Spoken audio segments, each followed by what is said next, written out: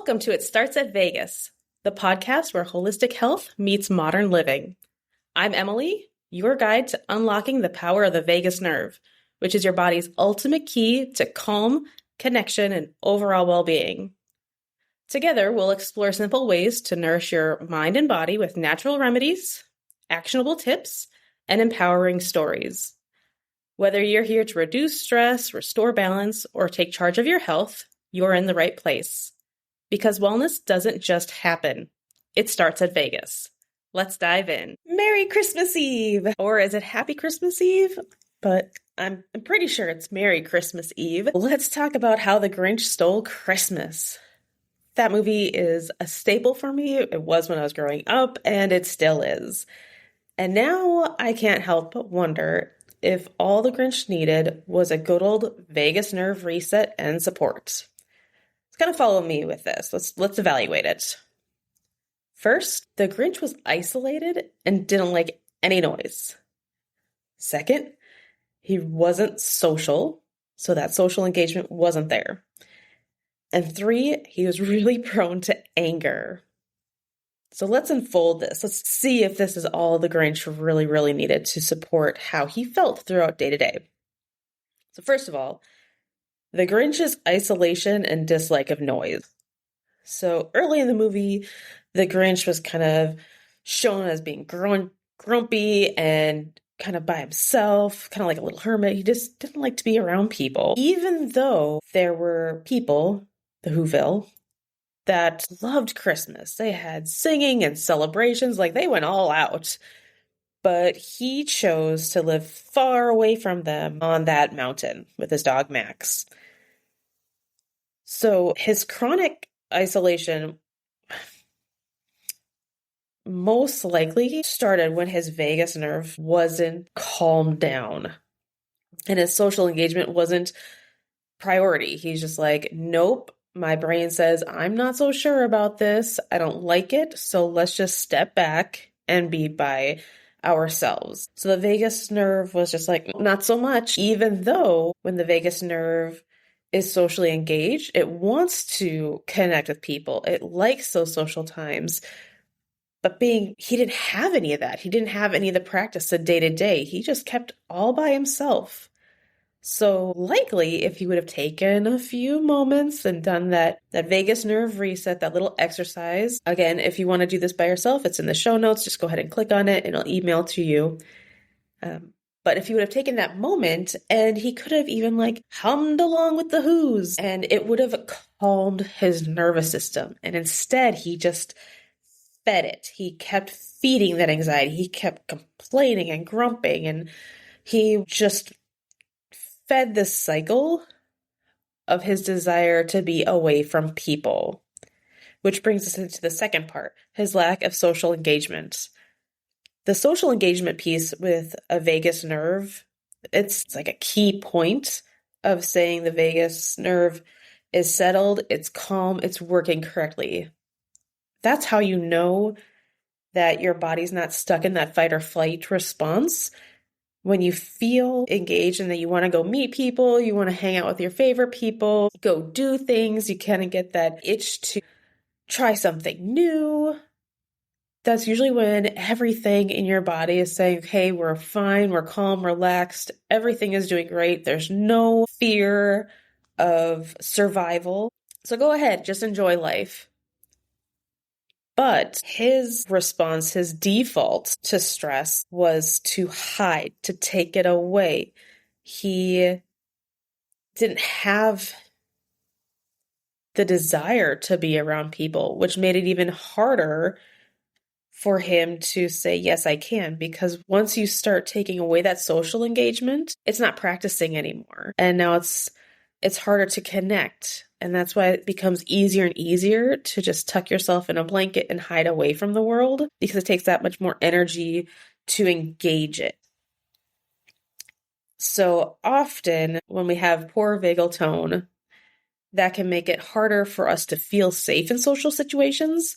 That's where we like to kind of hide and step back, which kind of leads to more avoidance and more distrust. And if the Grinch had try doing some vagal nerve exercises like deep breathing, or even let's just talk about like Max. Okay, so he had his dog Max, right? But he didn't really like enjoy Max. Like Max was there and he was with him, but he didn't really play with Max. And at the end, you can see that because at the end, Max is all happy and they're working together versus, beginning and middle of the movie, Max is kind of like an employee. So the relationship even changes even through the movie.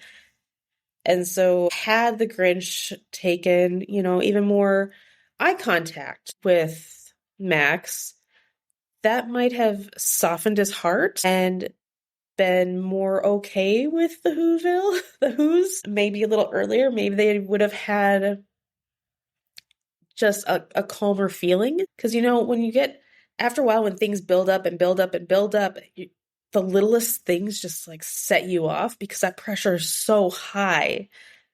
And if he would have taken time to be with Max, that might have lowered it down. So he might have, enjoyed the distance of the Whoville city. Because let's be honest, he had a really nice view of the Whoville city. I'm sure it was beautiful. It was all decorated with lights and decorations, and I'm sure it was probably stunning, but he never took that time to enjoy it. He never paused in the moment. He just looked at all the grumpy things, which led to his reactivity and anger and the Grinch. And he was set off by when the Who sang, and he wanted to fix the problem. He did want to fix the problem. And his solution to the problem was to steal Christmas to silence them. That was his whole solution. It wasn't that he hated Christmas. He didn't like the busyness, the buzziness, the noise. He just wanted it quiet. And it's probably because he was so on edge that he knew that when it was quiet, that's when he could calm down. But that fight or flight mode got him to think kind of illogically. He's like, I'm going to steal Christmas because that'll save the problem. Like, that'll be the solution. And I mean, obviously, it wasn't. At the end, he realizes it wasn't about all the noise and all the gifts. He tried to steal Christmas because in his mind, in his fight or flight response, he was thinking, oh, I'll just steal Christmas by stealing all their presents. All their presents will keep them from being happy. And meanwhile, the Who's are singing. And as we've talked about before, singing helps your vagus nerve have a great tone, and then it works properly, and you feel better, you feel happier, you want to be with other people. And our episode of we talked about Christmas traditions, every Christmas the Whovilles would get together, again, that social engagement, and they would hold hands, which is that physical touch, which is a community that we belong, and they would sing.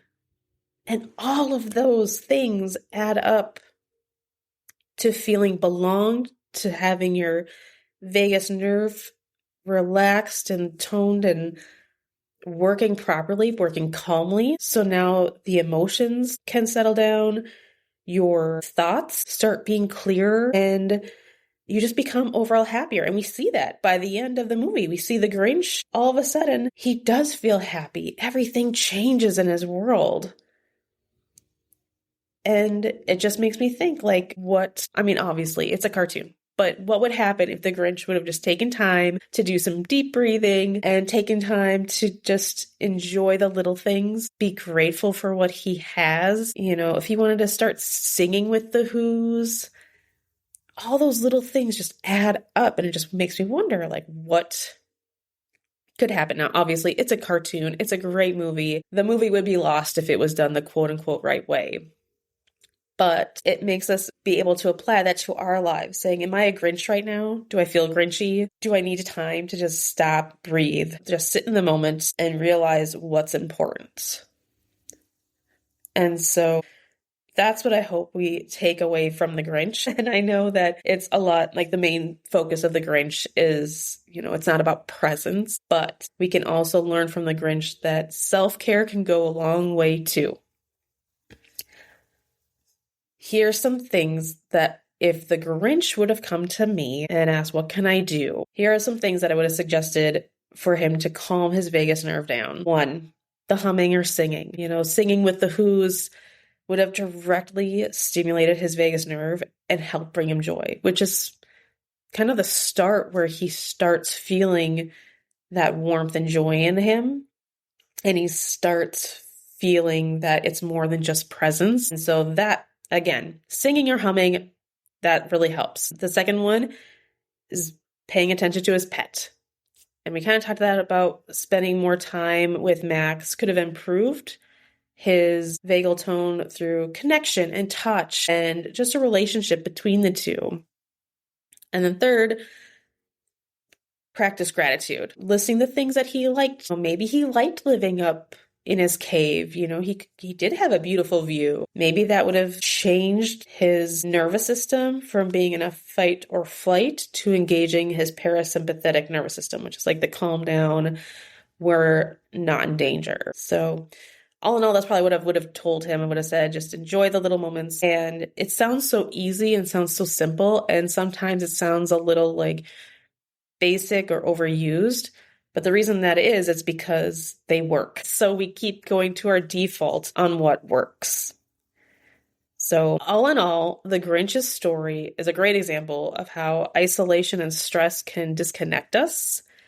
But with some little intentional doings to help that vagus nerve calm down, we can find joy and connection with others. So have a Merry Christmas, everyone. Go get some rest and enjoy your friends and family. Thanks for listening to It Starts at Vegas.